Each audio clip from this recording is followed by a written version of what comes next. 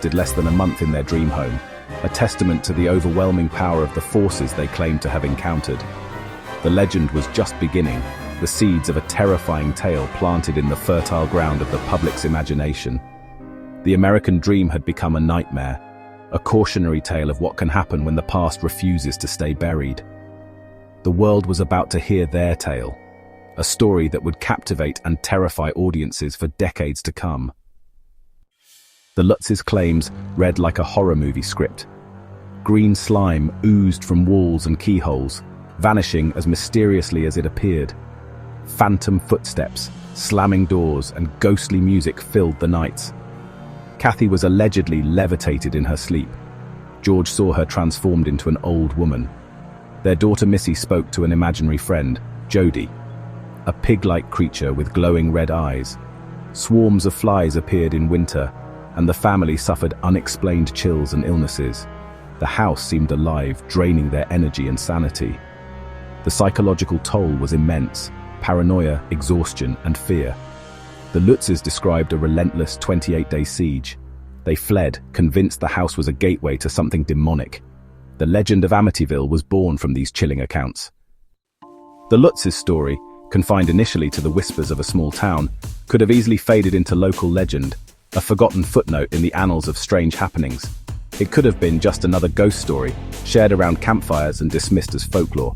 But instead, it exploded onto the national stage, a media frenzy fueled by fear, fascination, and the insatiable human appetite for the unexplained. The Amityville case became a cultural phenomenon impossible to ignore. Jay Anson's 1977 book, The Amityville Horror, served as the catalyst.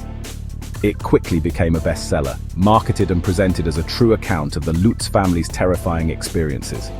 The book claimed to document paranormal events with chilling detail. The public was captivated, hooked by the promise of a real-life horror story.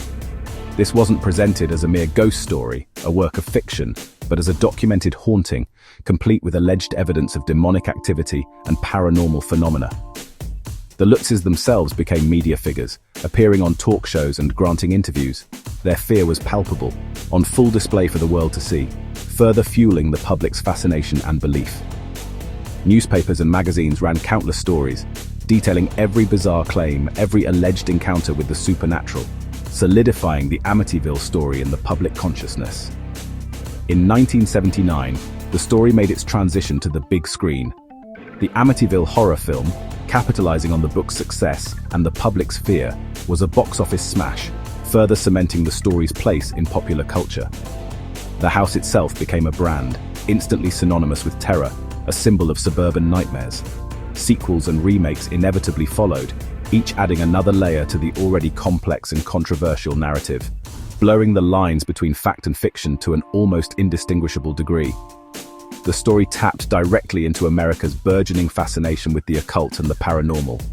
The house, located in a quiet Long Island suburb, drew crowds of thrill-seekers and curious onlookers, eager to catch a glimpse of the infamous site. This constant attention, of course, was much to the annoyance and frustration of later residents who simply wanted to live in peace. Amityville became a modern myth, a story retold and reinterpreted for each new generation. It served as a cautionary tale about the potential darkness lurking beneath the surface of seemingly idyllic suburbia. The legend, fueled by books, movies, and endless speculation, was now an unstoppable force in American popular culture. As the legend grew, skeptics began to dig. Paranormal investigator Stephen Kaplan and DeFeo's attorney William Weber both called the story a hoax. Weber claimed he and the Lutzes invented the tale over wine, hoping for a book deal. Investigations revealed inconsistencies. The Lutzes held a garage sale before leaving, and the priest's dramatic story was later downplayed. Many phenomena had mundane explanations. Old houses creak, cold spots happen. The evidence suggested a carefully crafted ghost story, not a genuine haunting. Despite skeptics, the Lutzes never recanted. They insisted their ordeal was real, not a hoax for profit. Paranormal investigators Ed and Lorraine Warren supported their claims, describing the house as truly evil. The Lutz children, now adults, have largely stood by the core of their story. Believers point to the family's abrupt flight. Why abandon everything for a gamble? For supporters, the trauma was genuine, the haunting undeniable. The debate raged on: hoax or horror. Decades later, the Amityville story remains unresolved. On one side, evidence of a hoax, financial motives and contradictions. On the other, a family's unwavering testimony and the support of paranormal experts. Maybe the truth lies in between. Real fear, amplified by suggestion and tragedy, spun into legend. The Amityville Horror is a Rorschach test for belief.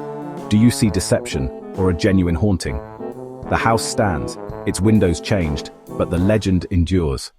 What do you believe happened during those 28 days?